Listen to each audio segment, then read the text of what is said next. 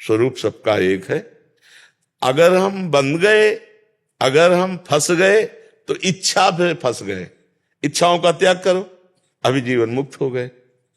भगवान ने कभी किसी को फंसाया नहीं, वो अपने आप से अपने आप में स्थित हैं। बोले मैं क्यों फंस गई? क्योंकि आप अपने को भूल गई हैं। आप अपने को स्त्री मान रहे हैं, आप अपने को शरीर मान रहे हैं, मन मान रहे हैं, इंद्रियां मान रहे हैं, प्राण मान रहे हैं। अगर इनसे आप अपनापन हटा पाओ और अपने स्वरूप में आओ तो देखो अभी वही हो। जब खोजने चला तो मिला नहीं, और जब वो मिला तो खोजने वाला नहीं रहा। क्यों? क्योंकि वही था। समझ रहे हो? जब खोजने चला तो मिला नहीं, वो तब तक खोजते रहे, और जब वो मिला तो खोजने वाला नहीं रहा। क्यों? क्योंकि जो खोजने वाला था ना वही था, वही था जिससे मिला, कोई और नहीं था। दो नहीं है। चूंकि अध्यात्म की पहली है विशेष। समझ पा रहे हो बच्चा? किसका प्रश्न था? हाँ, दूसरा ले। हम अपनी इच्छाओं का त्याग करें तो अभी हम जीवन मुक्त भगवत स्वरूप हैं। ये शरीरों को लेकर के हम जीव कहे जाते हैं। जीव जो है ये एक तरह से अपमान है कहना। परमात्मा स्वरूप को जीवात्मा कहा गया। देखो सबके आगे आत्मा लगता है, ध्यान रखना। बोले जीवात्मा, पापात्मा, पुण्यात्मा, महात्मा नहीं लगता है। तो आत्मा तो सब में है, बस आगे उसकी क्रियाओं के कारण उसको कह दिया गया। उसकी क्रियाएं महान तो महात्मा, उसकी क्रियाएं नीच तो बोले नीचात्मा, उसकी क्रियाएं पाप में तो बोले पापात्मा, पुण्य में तो बोले पुण्यात्मा। आत्म तत्व तो सब में है ना। आत्मा ही तो परमात्मा है, परमात्मा ही आत्मा है। ये बाहर वाले हटा दो तो आत्मा ही आत्मा बची, वही परमात्मा स्वरूप बचा। कोई भगवान ने बांधा नहीं, हम बंधे हैं, हम ही छोड़ेंगे। भगवान ने इसीलिए गीता में कहा अपने द्वारा अपने आप उद्धार कीजिए। क्यों? क्योंकि आप भ्रम में फंसे हो, तो आपको भ्रम दूर करना है, उपदेश दे सकते हैं। आप अपने भ्रम को दूर को, जहां भ्रम दूर हुआ वही वो है ब्रह्मविद ब्रह्मयु भवति। जो ब्रह्म को जान गया वो ब्रह्म स्वरूप हो गया, ब्रह्ममय हो गया। क्योंकि ब्रह्ममय हो नहीं गया, वो ब्रह्म ही था। भूल से अपने को स्त्री पुरुष मान करके फंस रहा था। अब ये अध्यात्म की बात है, इसको ऐसे समझो। और अगर दोषारोपण की भावना से कि भगवान ने ऐसा, तो हम कहते हैं भगवान ने बड़ी कृपा की है। अब हम दूसरी तरफ से उत्तर दे रहे हैं। देखो हमको कितना सुंदर मनुष्य शरीर दिया। अब मनुष्य शरीर मिला तो उसके जो हमारे पूर्व पाप पुण्य हैं उनको हम भोग लेते हैं, नया कोई पाप करते नहीं, और खूब नाम जप करते हैं, दूसरों का हित करते हैं, दूसरों को सुख पहुंचाते हैं। कितना भगवान ने कृपा की। अभी आप जगत बंधनी हो जाए, लेकिन हमारा ऐसे स्वभाव नहीं है। हम दूसरों से सुख लेने की भावना रखते हैं, मनमानी आचरण करते हैं, भगवान को भूले हुए हैं, तो दुर्गति भोग रहे हैं। भगवान ने कितना सुंदर शरीर दिया है। हम बोल सकते हैं, हम देख सकते हैं, हम सुन सकते हैं, तो हम भगवान नाम बोल सकते हैं, हम भगवान नाम सुन सकते हैं, भगवत कथा सुन सकते हैं, हम दूसरों का उपकार कर सकते हैं।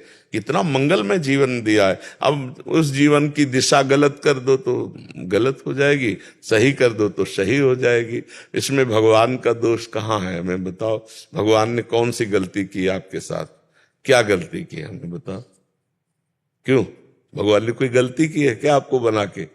आपको बना के भगवान ने गलती की है क्या? बहुत बढ़िया उपकार कर दिया। अब हम गलत करें तो फिर बात है। देखो हमारे प्रभु का पूर्ण है संसार, क्योंकि वो पूर्ण है ना। तो आप पूर्ण तभी माना जाता है जब सब कुछ हो, सब कुछ हो तभी पूर्ण माना जाता है। तो अगर यहाँ आम का पेड़ है तो बबूल का भी पेड़ है, यहाँ औषधियां हैं तो यहाँ जहर भी है, अच्छे भी लोग हैं तो बुरे स्वभाव भी है। ले अब आप पसंद क्या करते हो भगवान के बगीचे में? बस बात ये है, अगर बुरा पसंद करोगे तो बुरा होगा आपके साथ, आपको कष्ट मिलेगा, दुख मिलेगा, नरक मिलेगा। तब कहोगे भगवान ने मुझे फंसा दिया। नहीं, भगवान ने आपको तो मुक्त होने का अवसर दिया है। आप फंस रहे हो तो फिर बात अलग है। भगवान पर दोषारोपण हमें तो कहीं नहीं दिखाई देता कि भगवान का दोषारोपण करना ठीक है। अब हमारा मन विचलित हो रहा है गंदे आचरणों की तरफ। अरे हिम्मत है तो मन के वेग को सह जा, मत गलत चल, देख अभी महात्मा बन जाएगा। लेकिन अपनी कमजोरी हम अपनी बात तो करते ले ऊपर भगवान पर थोप दे। गोस्वामी जी लिख गए हैं, गोस्वामी काल ही कर्म ही ईश्वर मिथ्या दोष लगाए। काल पर, कर्म पर, ईश्वर पर लोग मिथ्या दोष लगा देते हैं सर। तो दोनों तरह से आपको समझाया जी। ब्रह्मचारी सुबोध चैतन्य जी, जगन्नाथपुरी, उड़ीसा से। राधे राधे महाराज जी, आपके चरणों में कोटि कोटि प्रणाम। जय जगन्नाथ। महाराज जी, हम अभी गुरुदेव की शरण में हैं। शिष्य के जीवन में अथवा हमारे जीवन में भी कभी कभी ऐसा होता है कि किसी कारणवश, चाहे वो प्रारब्ध, अज्ञानता, ना समझी या फिर अवहेलनावश, गुरु जी की आज्ञा के अनुसार कार्य नहीं होता। पता तो यही वो आध्यात्मिक साधना या सेवा संबंधित कार्य है, तब गुरु के मन में हमारे कारण जो विक्षेप होता है या कोई गोष्ठी के तहत वो अपराध सिद्ध हो जाता है, तो हम ऐसा क्या करें, कैसे करें जो हमारे गुरुदेव के मन में जो ऐसा विक्षेप पैदा हुआ है वो ना हो। उनसे क्षमायाचार ना कीजिए और पुनः दोबारा कभी गलती नहीं होगी ऐसा वादा कीजिए, प्रार्थना कीजिए। गुरु माता के समान होते हैं, गुरु ही हमारे पिता हैं, गुरु हमारे सुहृद हैं, गुरु हमारे सर्वस्व हैं, साक्षात परब्रह्म है। हमारी भावना ऐसी है। तो अगर हमसे त्रुटि हो गई, और होगी, पक्का होगी, जब हम पास हैं तो कोई न कोई त्रुटि हो ही जाती है। हर बार प्रयास करके फिर हम गुरु के अनुकूल बन गया तो हो गया। एक सबसे बड़ा संसार का मूल चक्र है अहंकार। इसका नाश केवल गुरु कृपा से होता है, दूसरा किसी साधन से नहीं होता। इसीलिए साधक भाग पड़ते हैं गुरु सेवा से, क्योंकि वहां अहंकार का नाश है, अहंकार की कोई दाल गलती नहीं गुरु चरणों में। तो फिर भाग जाते हैं कि अब भजन ही तो करना है, अब साधना कुछ भी कर लो, अहंकार थोड़ी नष्ट कर पाओगे। अहंकार तो और बढ़ेगा, अहंकार तो नष्ट होता है गुरु चरणों में। तो उन्हीं से प्रार्थना कीजिए, गुरु कृपालु हैं, छोटी मोटी गलतियों को ध्यान नहीं देते। वो रोष हमसे इसलिए प्रकट करते हैं कि हम शुद्ध संत बन जाएं, हम विशुद्ध भक्त बन जाएं, हमें विशुद्ध ज्ञान हो जाए। इसलिए उनके हृदय में ये रोष आवेश ये सब नहीं होते। गुरुजन तो बहुत वात्सल्य में होते हैं, पर जैसे माँ अत्यंत दुलार करने वाली अपने बालक को कभी कभी चपत लगाती दिखाई देती है, ऐसे ही गुरुदेव कभी शासन करते दिखाई देते हैं। तो बलिहारी है उन शिष्यों की जो गुरुदेव के शासन को स्वीकार करके सर झुकाए रहते हैं ऐसे। तो एक हमने कबीरपंथी संत भगवान को देखा, तो कई रंग के कपड़े जोड़ करके पहनते थे, तो उनको गांव में लोग बहुरंगी बाबा कहते थे। बहुत हष्ट पुष्ट स्वस्थ एकदम बाल ब्रह्मचारी थे। क्या अपराध बना ये पता नहीं। वयोवृद्ध गुरुदेव थे, तो ऐसे लाठी लंबी ऐसे उठाते, ऐसे बुलाते, आओ इधर साहब साहब, ऐसे जाते, धम्म से पूरा डंडा मारते पीठ में, फिर वो पीछे हटते, साहब साहब, फिर आओ। एकदम वयोवृद्ध, जय बार बुलाए तय बार साहब साहब करके ऐसे जाते, वो डंडा मारते ऐसे ऐसे। गुरुदेव भगवान से एक दिन चर्चा ऐसे की उनकी, तो उनका आहा धन्य है वो शिष्य जो अपने गुरुदेव के शासन को स्वीकार कर लिया। उस पर माया कभी शासन कर ही नहीं सकती है। तो गुरुदेव से कभी छुपाओ, अलगाओ, ये सब नहीं रखना चाहिए। एक जगह ऐसी होनी चाहिए जहाँ खुला दिल होना चाहिए। हम नीच कर्म किए, पाप कर्म किए, जैसे भी हैं आपके हैं, आप दंड दो या आप अपने समीप रखो, हम आपके हैं। हमसे गलती हो गई, अब आप जैसा चाहते हैं, आपकी अवहेलना कर दी, आप हमें दंड दीजिए या आप हमको अपनी सेवा में रख लीजिए, जैसे भी हो। ऐसा विनय करनी चाहिए उनसे। ये नहीं कि कभी गुरु से मन मुटाव नहीं करना चाहिए। जिन्होंने मन मुटाव कर लिया, माया रौंद देगी, पक्का रौंद देगी, और रौंदे हुए है तभी ऐसा है।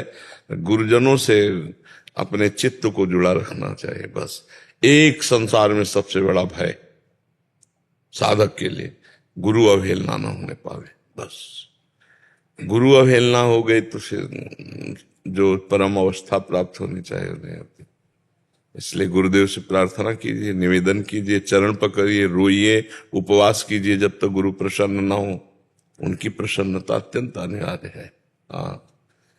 गुरुदेव प्रसन्न, गुरु प्रसन्न, साहब अनुकूला, मिटे सकल कल्पित भय शूला। गुरु प्रसन्न हो गए तो इष्ट अनुकूल हो गया, बात बन गई। पर बड़े भाग्यशाली हैं जो गुरु प्रसन्नता के लिए जीवन यापन करते हैं। जीवन की साधना गुरु प्रसन्नता के लिए। मेरे गुरुदेव प्रसन्न है। अपने इष्ट को तो देखा नहीं, हमारे इष्ट ही गुरुदेव हैं, गुरुदेव ही इष्ट है। हमें उनकी आज्ञा पे चलना है, इसी से परमार्थ पर विजय प्राप्त हो जाएगी। महाराज जी, मेरे प्रिय प्रीतम का साक्षात्कार। हाँ बिल्कुल, मनुष्य जीवन का लक्ष्य यही है। बस खूब हमारी बात को सुनो और जीवन में धारण करो। बच्चा, जो आपने कहा धारण करने की सामर्थ्य नाम जप से आएगी। बात सुनो, इसी बात, ये बातें जीवन की हैं, ये जीवन बोल रहा है, ये पढ़ाई लिखाई नहीं, ये जीवन है। बच्चापन से एकमात्र संग रहकर भगवान के चरणारविंद का सेवन, तो जो ये अनुभव की बातें निकले पकड़ लो, भगवान की प्राप्ति हो जाएगी। भगवान पर करना आपको पड़ेगा ना।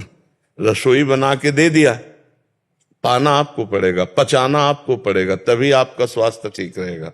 ऐसे सत्संग बनी बनाई रसोई है परमात्मा प्राप्ति की। बस वो बातें हम पकड़ लें, अपने जीवन में उतार लें और अनुभव कर लें, तो बस हो गया बात। महाराज, मुझ में कोई बल नहीं है, मैं निर्बल हूँ। हाँ, ये अंदर रखना चाहिए। लेकिन जब हम बोल लेते हैं तो राधा राधा बोलेंगे ना। जब हम चल लेते हैं तो गलत रास्ते नहीं जाएंगे ना, सही रास्ते जाएंगे ना। जब हमारे हाथ काम कर रहे हैं तो हम दूसरे का हित करेंगे, बुरा नहीं करेंगे ना। जब नेत्र देख रहे हैं तो हम गंदा नहीं देखेंगे, अच्छा देखेंगे ना। पास में महसूस होते हैं, सामने नहीं आते। कौन? माँ बाप मेरे। प्रिय प्रीतम को माँ बाप। साधन करो। जब साधन नहीं करोगे ना तो बकवास रहता है। साधक को ज्यादा प्रश्न करने की जरूरत नहीं होती। साधक को दिखावा या बनावटीपन की जरूरत नहीं है। किसी को महसूस हो रहे हैं प्रभु, और फिर प्रश्न रह जाएगा। जहां बात कर रहे हो यहां ठीक से बात करो। वो सबके पास है, सब समय है, सबके इतने पास है कि उतने नजदीक कोई और नहीं है, पर बिना भजन के नहीं। सबके हृदय अछत अविकारी, पर सकल जीव जग दीन दुखारी। तहां वेदयस कारण भाखा, भजन प्रभाव संत श्रुति विभाखा। तहां वेदस कारण भाखा। वेद पुराण संत श्रुतियां सब कह रही हैं भजन, बिना भजन। आज सबसे ज्यादा कमी है भजन की। जहां भजन है वहीं जीवन प्रकाश है, और जहां भजन नहीं तो रुपया मिल सकता है, वाहवाही मिल सकती है, लाखों चेला बन सकते हैं, सब ये हो सकता है, लेकिन माया काल प्रपंच से मुक्त नहीं हो सकते। जड़ चेतन की ग्रंथि का भेदन करके भगवत साक्षात्कार सिर्फ भजन से होता है, बकवास से नहीं, बातचीत से नहीं। नयमात्मा प्रवचनेन लभ्या न मेधया न बहुना श्रुतेन। बहुत प्रवचन करने वाले को आत्म तत्व का बोध नहीं होता, बहुत बुद्धिमान को नहीं होता, बहुत सुनने वाले को नहीं होता। होता है जिसने वर्ण कर लिया। रात दिन भजन करो, अभी अनुभव में आ जाएंगे। कैसे भजन करूं वो आ जाए?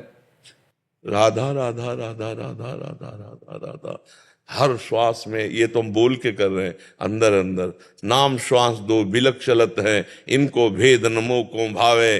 श्वास ही नाम, नाम ही श्वासा, नाम श्वास को भेद मिटावे। रोम रोम जब रग रग बोले, तब कछ स्वाद नाम को पावे। ऐसे कायर पुरुष की भांति थोड़ी रहता है भक्त। भगवान से न नर्क की, न स्वर्ग की, न अपवर्ग की, भगवान से चाह नहीं है। और देखते हैं तुम कैसे नहीं आते हो, देखते हैं तुम कैसे नहीं आते हो।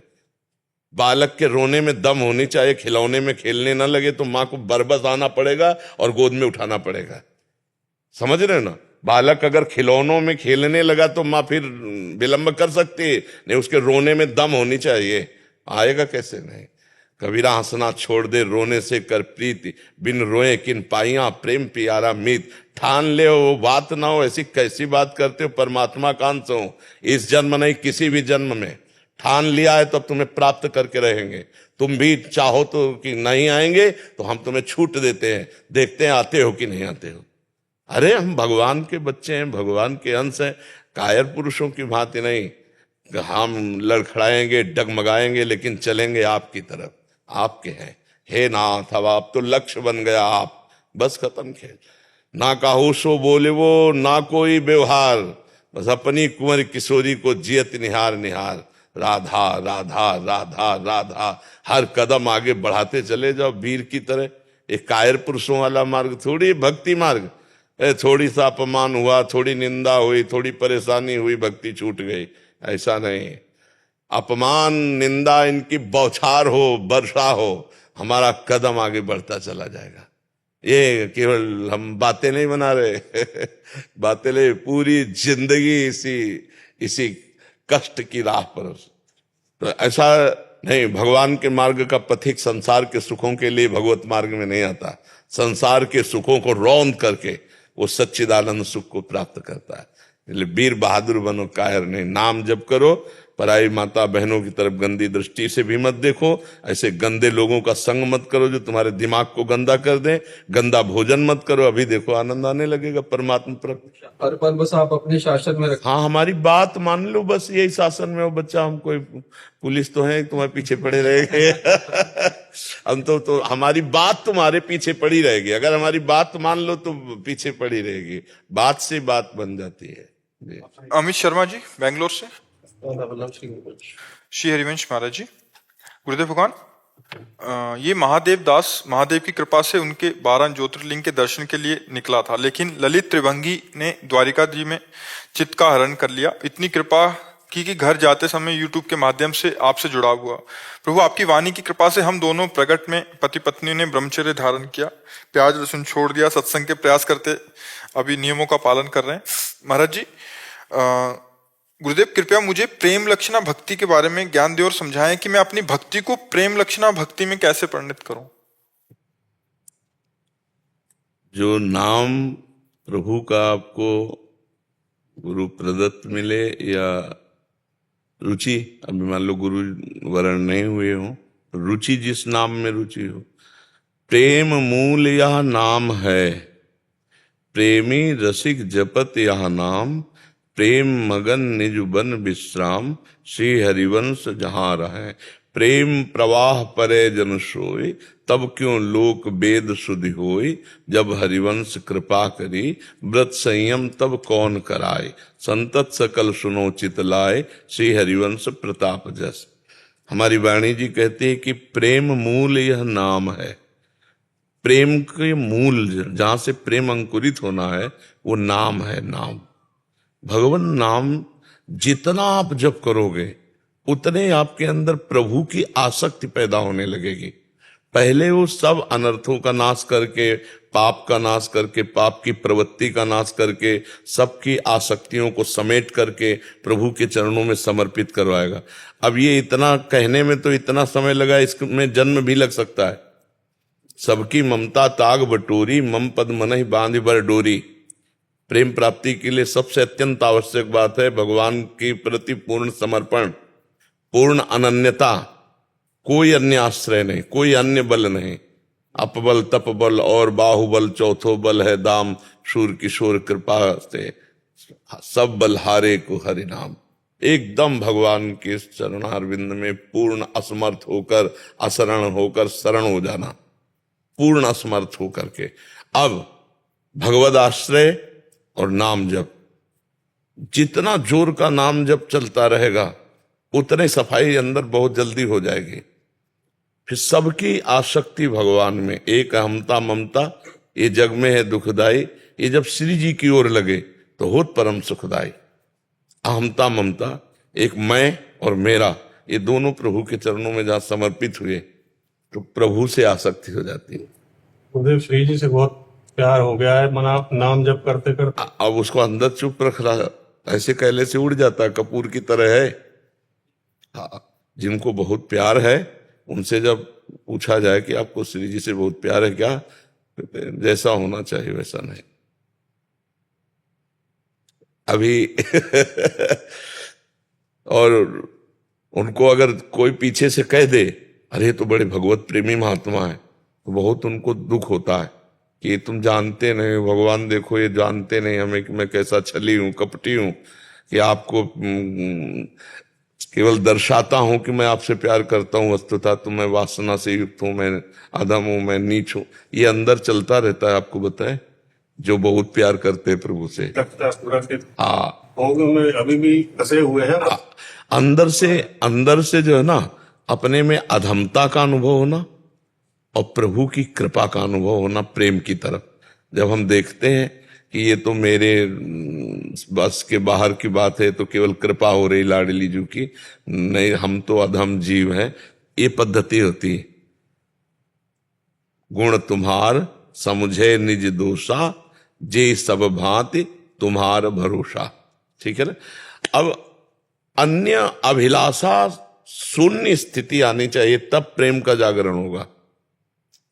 कोई अन्य अभिलाषा ना रह जाए, इतना भजन हमारा बढ़ना चाहिए कि हमको न ज्ञान से भी मतलब रह जाए, न कर्म से मतलब रह जाए, हमको केवल प्रभु से मतलब रह जाए।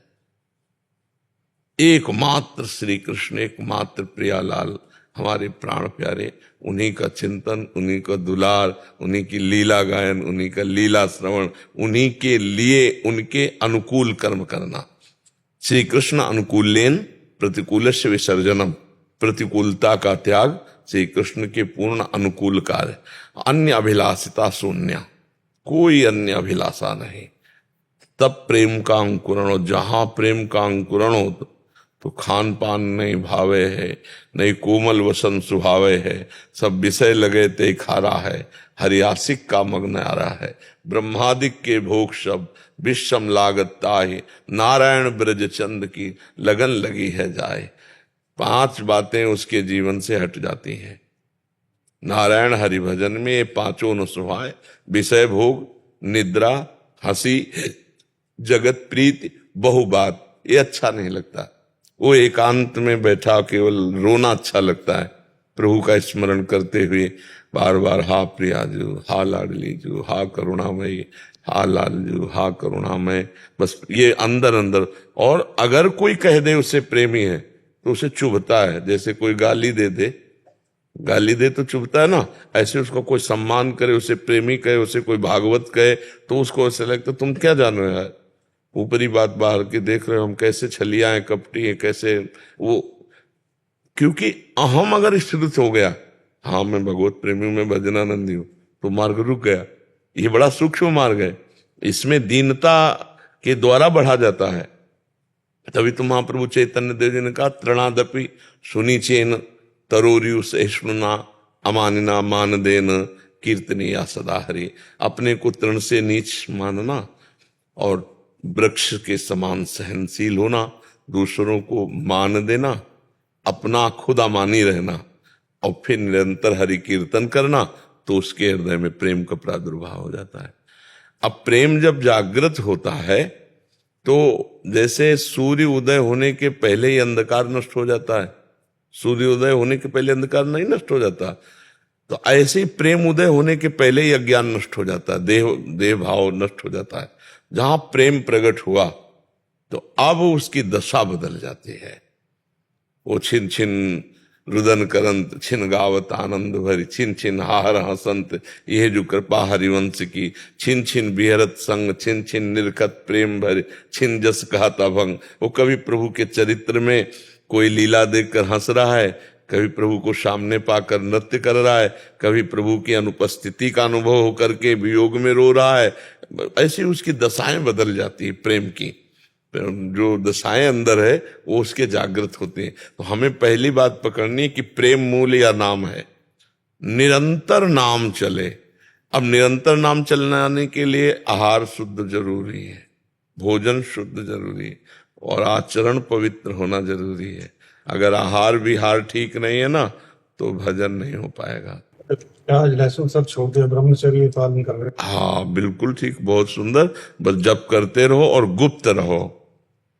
गुप्त का मतलब आपके अंदर की अनुभूतियां, आपको जो भजन की रुचि, ये कोई जान ना पावे, इसे छुपाओ और आगे बढ़ते चले जाओ। खुद प्रेम जागृत कर देंगे भगवान। बस नाम जप करते रहो, भगवद आश्रित रहो, कुमार्गगामी प्रवृत्तियों से बचो, तो हम भगवान के अंश हैं। जैसे भगवान प्रेम समुद्र है ना, तो हमारा भी प्रेमय स्वरूप है। जो हमारे प्रभु हैं उसी के तो हम अंश हैं। प्रभु हमारे ज्ञान स्वरूप तो हम ज्ञान स्वरूप हैं, प्रभु प्रेम स्वरूप तो हम प्रेम स्वरूप हैं, प्रभु हमारे अविनाशी तो हम अविनाशी हैं, प्रभु सुख राशि तो हम सुख राशि हैं, उन्हीं के तो अंश है। तो हमारे अंदर प्रेम है, प्रेम लाना नहीं है, प्रेम है जो फैला हुआ है, उसे समेटकर प्रभु की तरफ लगाना है। बोले मुझे पता ही नहीं था भगवान से प्रेम भी करना होता, आपके माध्यम से मुझे पता हुआ प्रेम। प्रेम तो भगवान ही से करने के लिए जन्म हुआ है हमारा, पर हम फंस गए। जननी जनक बंधु सुत दारा तन धन धाम सुहृद परिवारा। आशीष कुमार शर्मा जी। राधे राधे। राधे राधे गुरुजी। गुरुजी, अगर परमेश्वर मेरे अंदर है तो अच्छे के साथ मुझे बुरे विचार भी क्यों आते हैं? बिजली ठंडा करती है ना, बिजली ही गर्म करती है, पता है आपको? बिजली का यंत्र के संयोग से उसका प्रकाश होता है। यंत्र क्या है तो वैसे हो जाता है। हमारी बुद्धि में दो भाव रहते हैं, एक सुमति एक कुमति। सुमति कुमति सबके उर राहें, गोस्वामी तुलसीदास जी ने लिखा। विभीषण जी रावण से कहे, सुमति कुमति सबके उर राहें। भगवान भी रहते हैं तो सुमति और कुमति भी रहती है। तो जब हमारी कुसंग तो कुमति बढ़ती चली जाती है, और सत्संग तो सुमति बढ़ती चली जाती है, पर होती दोनों है अंदर, कुमति और सुमति। कुमति को मिटा दे और सुमति को सजा दे सो महात्मा, और जो कुमति को बढ़ावे और सुमति को छेड़ करता चला जाए वही दुरात्मा। और दुरात्मा और महात्मा दोनों के अंदर बैठा है परमात्मा, उसको किसी से लेना देना नहीं। न दुरात्मा से कोई मतलब है न महात्मा से मतलब है, समझ रहे? वो समदर्शी परमात्मा है, सम स्वरूप से। बिजली का इस हवा से या अग्नि से कोई मतलब नहीं। मान लो हीटर में वो यंत्र में पहुंची, अपना पावर दिया, अब वो यंत्र गर्म करने वाला है तो गर्मी फेंक रहा है, ठंडी करने वाला है तो ठंडी फेंक रहा है, उसका काम है पावर। बिजली एक पावर है, ऐसे परमात्मा एक पावर है, वो आपके अंदर है। अब उसमें जो दो प्रकार की बुद्धि है, आप कौन सी बुद्धि का प्रयोग करके आप उस पावर का प्रयोग कहाँ करते हो? किसी का अहित करने के लिए, अमंगल करने के लिए, दुख देने के लिए, या मंगल करने के लिए, सुख देने के लिए। ये आपके अंदर दो सिस्टम है, एक अहितकारी सिस्टम, एक हितकारी सिस्टम है। एक दुष्ट मन है और एक सज्जन मन है। अब आप किसका प्रयोग करते हो ये आपकी बात है। डबल इंजन नहीं होते, जैसे हवाई जहाज उड़ रहा है तो ये डबल इंजन की गाड़ी, इसमें दो प्रकार की बुद्धि होती है, दो प्रकार के मन होते हैं, दो प्रकार का चिंतन होता है, दो प्रकार की स्वीकृति होती है। एक अच्छा चिंतन, एक बुरा चिंतन, एक अच्छा मन, एक बुरा मन।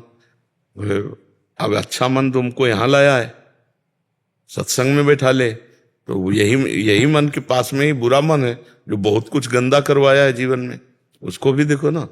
तो दो प्रकार की बुद्धि, दो प्रकार का मन, दो प्रकार का चिंतन और दो प्रकार की स्वीकृति, अच्छी स्वीकृति, बुरी स्वीकृति।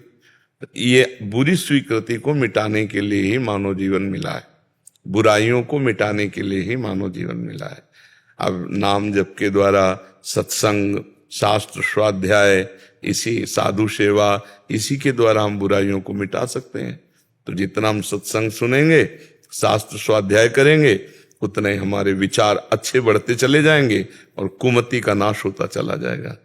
बोले हमारा सुधार हो रहा है, लोग कह रहे ना कि देखो हम पहले ऐसे थे, अब सुधार हो रहा सत्संग से, तो क्या हुआ? कुमति का नाश हुआ, सुमति का प्रकाश हुआ।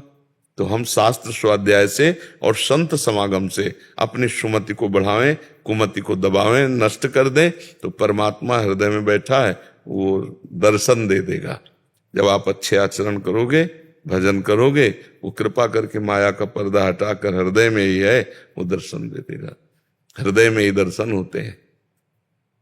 जब हृदय में दर्शन हो गए तो आंख खोले या बंद रखे परमात्मा ही दिखाई देते हैं, फिर और कुछ समझ में नहीं आता है। ठीक है, समझ में आ गई बात? कनिका मदान जी। राधा वल्लभ हरिवंश प्रभु जी। श्री हरिवंश महाराज जी। महाराज जी, मैं आपके बताए हुए मार्ग पर पिछले 1.5 वर्ष से चलने का प्रयास कर रही हूँ। महाराज जी, आप कह रहे हैं कि जैसे एक बच्चा पेपर लिखते वक्त अपना सवाल के हल बार बार जांचता है, रीचेक करता है, तो गुरुजी को कॉपी देने से पहले तो आंतरिक मन में बार बार ये सवाल आता है कि मैंने पापाचरण बंद तो कर दिए हैं और नाम जब भी चल रहा है, तो कहीं खुद से कोई दोष दर्शन दृष्टि या अभिमान ना हो जाए, बार बार विचार आने पर मेरी भगवत प्राप्ति नहीं, बाधक अपने तो पर अब अपने को इस तरह से चिंतित नहीं करना है। हम कोई अनाथ नहीं है, भगवान की शरण में है। अगर अभिमान आएगा तो ठीक कर देंगे, दोष आएगा तो निर्दोष कर देंगे। हमारे भगवान है ना, हम उनकी शरण में है ना, हम प्रभु की शरण में। हमको अपनी चिंता नहीं करनी, अपनी चिंता नहीं करनी, हमें चिंतन करना है प्रभु का। जहां कहीं अपनी चिंता की बात आए तो सोचो ना, प्रभु है ना, प्रिया जो है ना, लाडली जो है, वो सब ठीक कर देंगे। शरणागत को निर्भय रहना चाहिए, भगवान के भरोसा दृढ़ रखना चाहिए। ऐसे हम परेशान हो जाएंगे, ऐसे तो मन परेशान कर देगा। परेशान नहीं होना है। जब मन ये दिखाने लगे कि तुम में अगर अहंकार आ गया तो प्रभु है ना, हाँ नहीं तो उसी समय उसको दौड़ाओ ना, प्रभु है ना। जहां कहीं भयावह बात लावे तो प्रभु है ना, अरे वो सब ठीक कर देंगे, वो सब संभाल लेंगे। ऐसा तो विश्वास करो। बाह्य साधन और आंतरिक साधन, उसकी रक्षा, उसको बढ़ाना और भगवत प्राप्ति तक ले जाना, ये सब भगवान का कार्य होता है। गुरु जी, तो सोचने से अभिमान नहीं आएगा? नहीं, आ भी जाए तो क्या फर्क पड़ता है, फिर भक्ति पे रुकावट आ जाएगी। 1 सेकंड लगता है समर्पित करने में। जी जी। आप सब जैसे हमारे मन में अहंकार आ गया किसी बात का, तो हमारे पास स्थान भी तो है ना प्रभु के चरणारविंद। ए भैया अहंकार तू यहाँ जा, अल्ले समर्पित हो गया। अब क्या बिगाड़ पाया अहंकार? अहंकार को बनाए रखना वो घातक है। अहंकार आ गया तो भगवान के चरणों तक पहुंचा दिया। भाई हम बड़े भजनानंदी, ये अहंकार आ गया तो भगवान के चरणों में पहुंचा। देखो प्रभु, देख लो आपकी कृपा से भजन हो रहा है और बेमतलब ये अहंकार कर रहा है, आप सुधार दो आप। तो भगवान उसी समय अहंकार का समन कर देते हैं। अपने तो अब बिल्कुल चिंता नहीं करनी, प्रभु की शरण में। जैसे बहुत बढ़िया डॉक्टर मिल जाए ना तो अब रोग की परवाह नहीं होती, ऐसे बहुत बढ़िया डॉक्टर जगत गुरु भगवान सदवैद्य हैं। हम उनकी शरण में, अब ना हमारा अहंकार बिगाड़ सकता है ना कोई विकार बिगाड़ सकता है। वो आए, हम भगवान के सामने पेश कर दिए। मतलब हमारे अंदर काम आ गया, क्रोध आ गया, लोभ आ गया, तो हमारे सामने भगवान, हे प्रभु ये समर्पित, आप देखो आप देखो, वो संभाल लेंगे, वो संभाल लेंगे। हमें किसी भी तरह अब डरना नहीं है, खूब आनंदित रहना है। भगवत शरणागत का मतलब ये खूब आनंदित रहना है। पर हमें सावधानी रहना कि जहां कोई विकार आवे, दोष आवे, वो तत्काल प्रभु तक पहुंचाना है, प्रभु के चरणों में समर्पित कर देना है, वो संभाल लेंगे, बहुत अच्छे से संभालते हैं। मैं तो ऐसे समझती हूँ, जैसे आप प्रिंसिपल है और हम स्टूडेंट हैं, तो मैं ऐसे समझती हूँ कि गुरुजी को पता चला तो गुस्सा करेंगे, तो मैं उसको मन से निकाल देती हूँ कि नहीं करना, ये नहीं करना, ये गलत है। ऐसा भी ठीक है, ऐसा भी भाव ठीक है। और जब ना संभले तो प्रभु को समर्पित कर देला, वो संभाल देंगे। अपने पूरे जीवन को प्रभु को समर्पित किए रहना। हाँ, तो ऐसे संभाला है पूछो मत, कदम कदम पर भगवान ने संभाला है, कदम कदम पर। वो हम जानते हैं, जाने मोरी छाती, मीरा जी कहती ना, जाने मोरी छाती, गिरधर मुझे कितना प्यार करते हैं मेरा हृदय जानता है। ऐसे कदम कदम पर भगवान हमको, कदम कदम पर जहां कहीं भी ऐसा कुछ हुआ कि बेइज्जती होने की अब मतलब, तो हमने देखा भगवान कोई न कोई रूप लेकर के आ गए। एक बार महोबा से वाराणसी के लिए हमको बैठाल दिया किसी भगत ने, 3 स्टेशन की टिकट दी। अब इतनी उदासीनता रहती थी, कौन टिकट को देखे, झोली में डाल लिया। अब अच्छे वाले उसमें बैठाला, हाँ हाँ, तो जो आए रात्रि में और कहा कि टिकट दिखाइए, तो हम दिखा, इतनी बोले पहली बात तो कितने स्टेशन निकल गए, और दूसरी बात ये जनरल की है और आप बैठे कहाँ हो। उनका हमको इसका कोई ज्ञान नहीं, हमको यहाँ बैठाल दिया गया है। तो मतलब अलग अलग स्वभाव होता है ना, तो थोड़ा उद्दंडता पूर्वक वार्ता करने लगे। कहा खड़े हुए, हम खड़े हो गए। जटाजूट पहले भी थे, लाल वस्त्र थे। एक आदमी ऊपर से उतरा, अंग्रेजी से उनसे बात की, टिकट बनवाई और हमसे कहा बैठ जाइए। ये कौन था, क्या मतलब उस आदमी को? कोई मतलब नहीं, कोई राधे श्याम नहीं, मेरे भगवान थे। अवसर था ना, क्योंकि भगवान के साथ हो सकता है वो थप्पड़ 2 थप्पड़ मार के उतार दे, अधिकारी है, उसका अधिकार है। लेकिन भगवान तुरंत उससे अंग्रेजी से बात की और इतना बड़ा टिकट बनती है उसकी, जो एसी वाले होती है कागज वाली, वो हमको टिकट दे दी और हमसे कहा आप बैठ जाइए, ये आपकी वाराणसी की है, वाराणसी तक है, आपको कोई नहीं टोकेगा, आप बैठ जाइए। और फिर ऊपर जाके बैठ गए। तो भगवान कदम कदम पर हमने देखा, जहां कहीं जरूरत हुई भगवान बाह्य और आंतरिक सब रक्षा वही करते हैं, वही संभालते हैं। राजू जी बेंगलोर से। राधे राधे महाराज जी, आपके चरणों में कोटि कोटि प्रणाम। महाराज जी, आप कहते हैं कि देहाभिमान गुरु की चरण सेवा से नष्ट होता है। महाराज जी, हम गृहस्थी में रहकर सरलता एवं सुगमता से देहाभिमान कैसे नष्ट? जो नाम है, मंत्र है, गुरु का दिया हुआ, उसी का निरंतर रटन करने से जब हम बार बार नाम रटते हैं, जैसे दो लकड़ियों के घर्षण से अग्नि पैदा हो जाती है, किसका प्रश्न है? हाँ, ऐसे ही निरंतर नाम जिह्वा से रटने से ज्ञानाग्नि प्रकाशित होती है। अज्ञान के कारण ही तो अहंकार होता है, जहां ज्ञान हुआ तो अहंकार का नाश हो जाता है। अज्ञान तिमिरांधस्य ज्ञानांजन शलाकया चक्षुरुन्मीलितमेन तस्मै श्री गुरुवे नमः। तो गुरुदेव भगवान ने जो नाम दिया, मंत्र दिया, उपासना दी, वैसी करो तो उनकी आज्ञा पालन है, उनकी सेवा है, उनकी कृपा से अहंकार का नाश हो जाएगा। जरूरी थोड़ी कि गुरु के समीप रहना ही गुरु सेवा है, गुरु आज्ञा का पालन करना गुरु सेवा है, चाहे लाखों कोस दूर हो। तो नजदीक है, गुरु आज्ञा का पालन नहीं कर रहा तो दुर्गति होगी, दूर है, गुरु आज्ञा का पालन कर रहा, सदगति होगी। आज्ञा पालन से, आज्ञा समझो सुसाहिब सेवा, आज्ञा का पालन करना ही साहब की सबसे बड़ी सेवा है। समझ पाए आप? हाँ, तो नाम जप करो और जो संतों के उपदेश हैं उसके अनुसार चलो, जीवन को संतों के उपदेश के अनुसार बना लो, अहंकार नष्ट हो जाएगा। अहंकार अज्ञान है और कुछ थोड़ी है। अज्ञान के कारण कर्ता भाव रहता है, देहाभिमान रहता है। ज्ञान प्रकाशित हुआ, सब शांत हो जाएगा, सब शांत हो जाएगा। तो भगवान के आश्रित रहो, भगवान के भरोसे रहो, नाम जप करो, शास्त्र स्वाध्याय करो, सत्संग सुनो, पवित्र आहार और अपने कर्तव्य का पालन, अपने आप ठीक हो जाएगा। सब ठीक से चलो तो ठीक हो जाएगा, बेठीक चलोगे तो कभी ठीक नहीं होगा। ये भव रोग का सबसे बड़ा यह कारण है अहंकार। संसति मूल शूल प्रद नाना, सकल शोक दायक अभिमाना।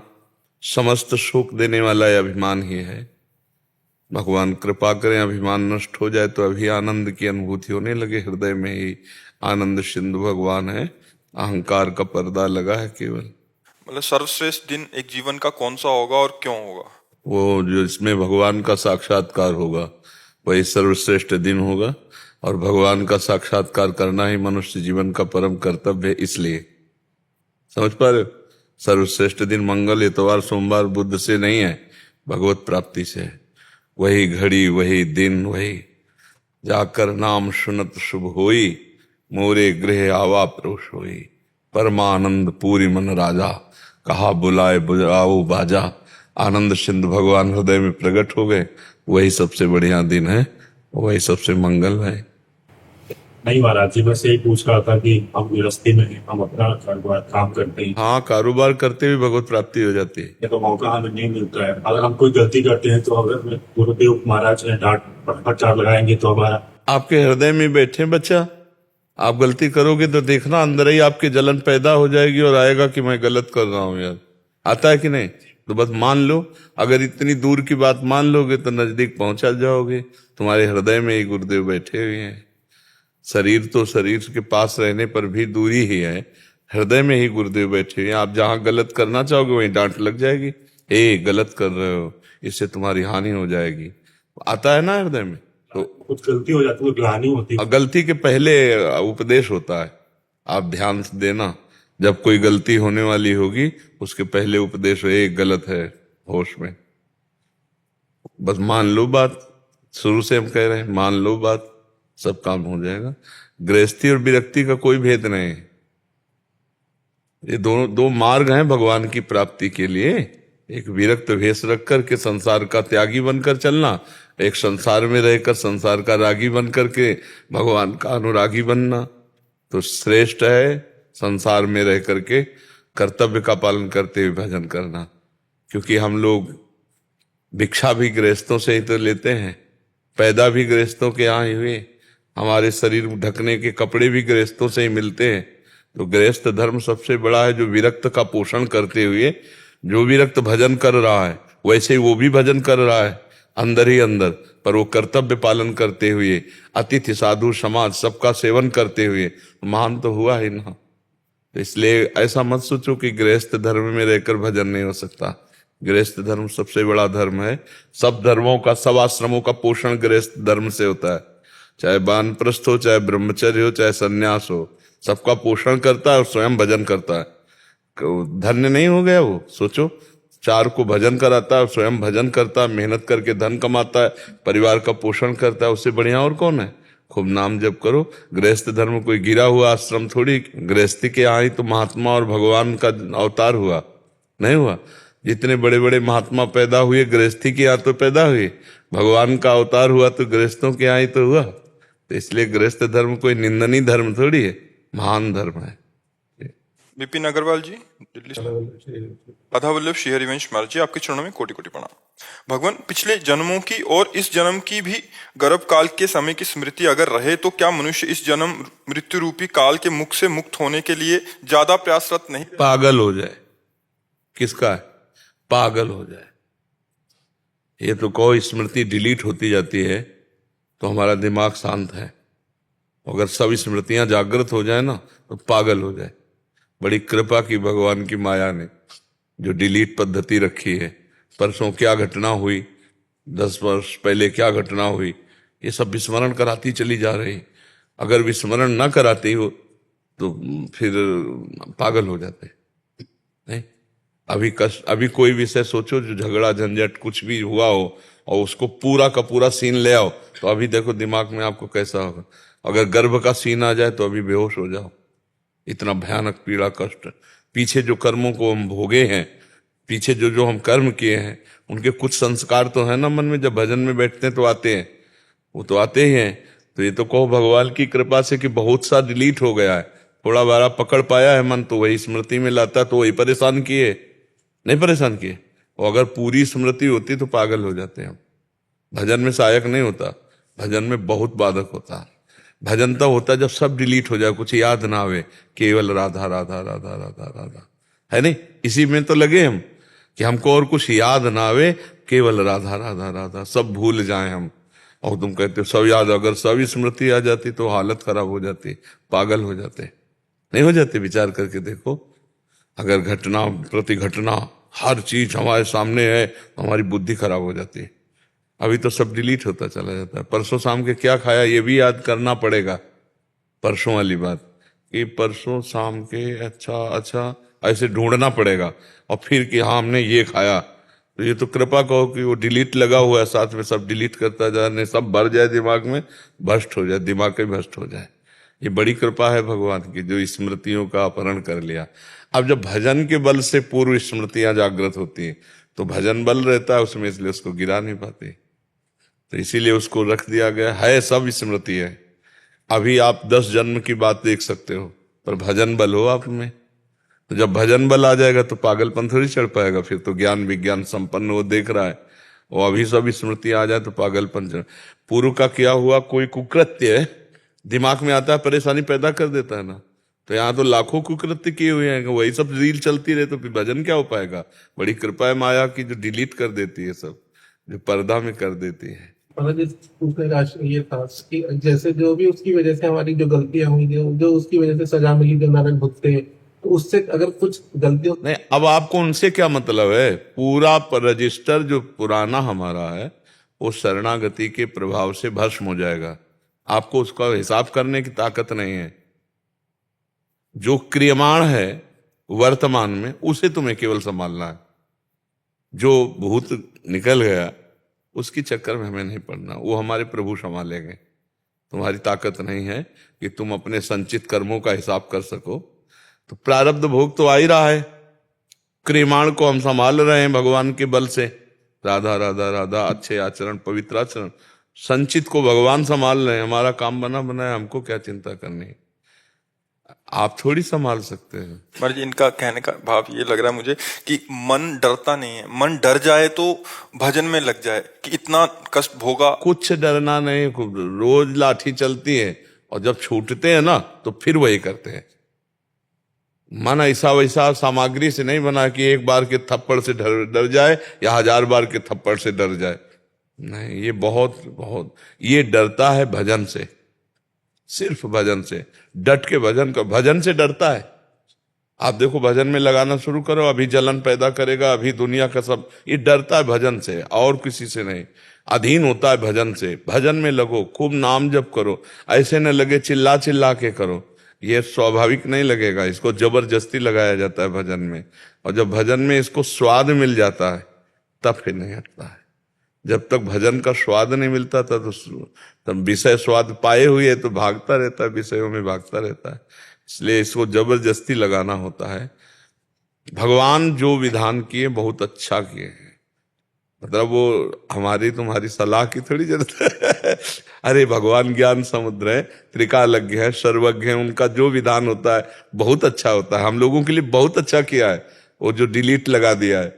अगर डिलीट न लगाए होते तो बहुत परेशानी हो जाती है।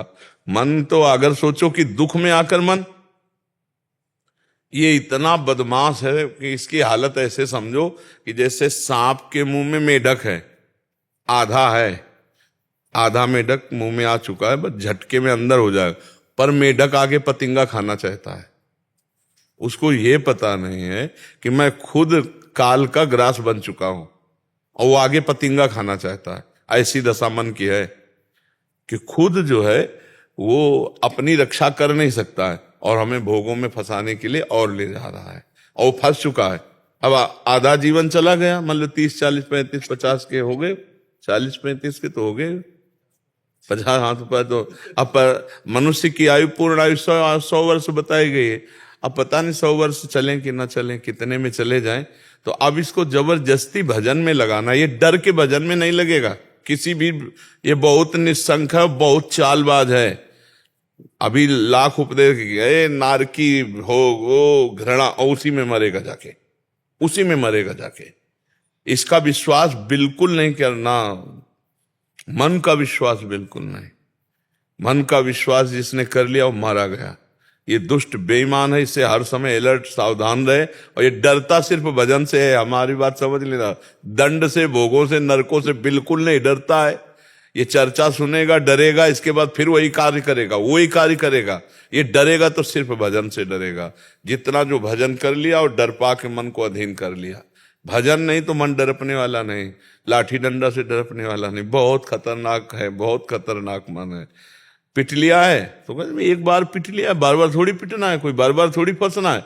फिर फंस गया तो फिर पिट लिया, अब तो वो पुष्ट होता जाता है, इससे ज्यादा थोड़ी कष्ट मिलेगा, वो और बलवान होता जाता है। ये मरेगा तो सिर्फ भजन से मरेगा। मन मार्या तन बस में की ना हुआ भरम सब दूर, बाहर से कछ दिखत नाही अंदर चमके नूर, आपो त्याग जगत में बैठे नहीं किसी से काम, उनमें तो कछुअंतर नहीं संत कहो चाहे राम। वो भगवान का साक्षात स्वरूप है जो निरंतर नाम जप करते हुए मन मार्या तन बस में कीना हुआ भरम सब दूर। भजन से मन मारा जाता है और कोई उपाय नहीं है।